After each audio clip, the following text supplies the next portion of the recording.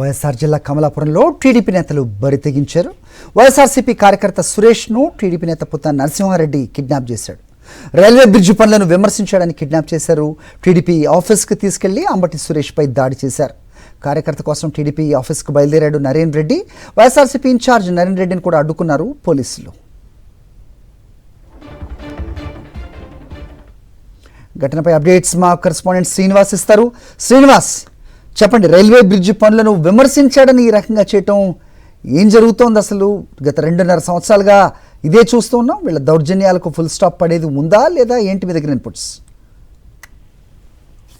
కమలాపురంలో ఒక ఫ్లైఓవర్ కడుతున్నారు. Railway track మీద ఫ్లైఓవర్ కడుతున్న నేపథ్యంలో పక్కనే ఉన్నటువంటి షాపులు తొలగించాల్సినటువంటి పరిస్థితి వచ్చింది. వాళ్ళకి పరిహారం అందించిన తర్వాత మా షాపులు తొలగించండి అని చెప్పేసి ఇక్కడ ఉన్నటువంటి ప్రజలందరూ కూడా కోరుతున్నటువంటి పరిస్థితి ఉంది. ఈ నేపథ్యంలో అంబటి సురేష్ అనేటువంటి వ్యక్తి వైఎస్ఆర్సీపీ సానుభూతి పరుడు. ఇతను నిన్న ఏదైతే కమలాపురం వెళ్ళినటువంటి ఇన్ఛార్జి నరేన్, వైఎస్ఆర్సీపీ ఇన్ఛార్జి నరేన్ రామాంజుల రెడ్డికి ఫిర్యాదు చేశాడు. ఈ విధంగా మాకు కాంపన్సేషన్ ఇచ్చిన తర్వాత మా షాపులు కానీ అవన్నీ తొలగించే కార్యక్రమం ప్రభుత్వానికి ఆ విధంగా మీరు సిఫార్సు చేయండి అని కూడా వాళ్ళు చెప్పినటువంటి పరిస్థితి.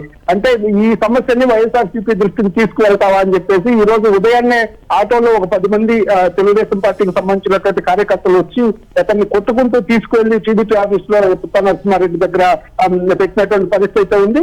దాదాపుగా చాలా సేపు టీడీపీ ఆఫీస్ లోనే ఉంచి అతని మీద దాడి చేశారనేటువంటి ఆరోపణ అయితే సురేష్ చేస్తున్నాడు. మొత్తం మీద ఈ అంశం మీద నరేంద్ర రామోజన్ రెడ్డి టీడీపీ ఆఫీస్ కి వెళ్ళడానికి సిద్ధమైన నేపథ్యంలో పోలీసులు రంగప్రవేశం తీవ్రమైనటువంటి ఉద్రిక్తత కమలాపురంలో నెలకొన్న పరిస్థితి ఉంది. దీంతో ఎస్పీ జిల్లా అధ్యక్షుడు రవీంద్రనాథ్ రెడ్డి జిల్లా ఎస్పీతో మాట్లాడటంతో ఇమీడియట్ గా పోలీసులు రంగంలోకి దిగి ఏదైతే టీడీపీ ఆఫీస్ లో ఉన్నటువంటి సురేష్ ను మళ్ళీ విడిపించి బయటకు తీసుకొచ్చడానికి పరిస్థితి ఉంది. సో మొత్తం మీద అయితే ప్రస్తుతానికి సురేష్ బయటకు వచ్చినప్పటికీ తీవ్రమైనటువంటి దాడి చేశారు.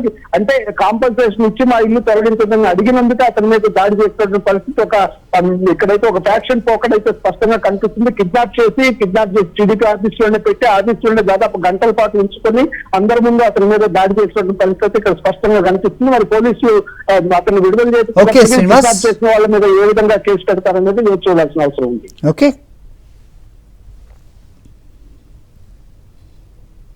గారిని ఈరోజు అంటే ఒక వైశ్య అతన్ని అదే పనిగా చట్టు పట్టుకొని లాక్కొని పోయి టీడీపీ పార్టీ ఆఫీస్లో కూర్చోబెట్టి కొట్టి ఆయన భయభ్రాంతులకు గురి చేసినారు.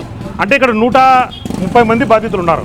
కానీ ఎవరిని కూడా తీసుకోపోకోకుండా కేవలం ఈయన ఒక్కరిని తీసుకొని పోయి, ఎందుకంటే వైఎస్ఆర్సీపీ పార్టీ అతనని చెప్పేసి తీసుకొని పోయి తర్వాత ఈయనకు ఈ హౌస్ ఉంది, ఈయన ఫ్యాన్సీ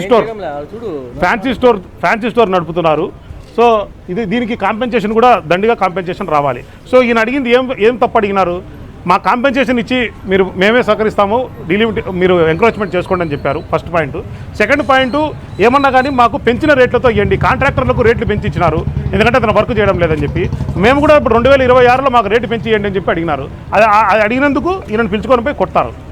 అంటే ఈయన ఇక్కడ ఈ కమలాపురంలో రామాలయం అనేది ఒకటి కొత్త రామాలయం నిర్మిస్తున్నారు. దానికి అధ్యక్షుడిగా కూడా ఉన్నారు.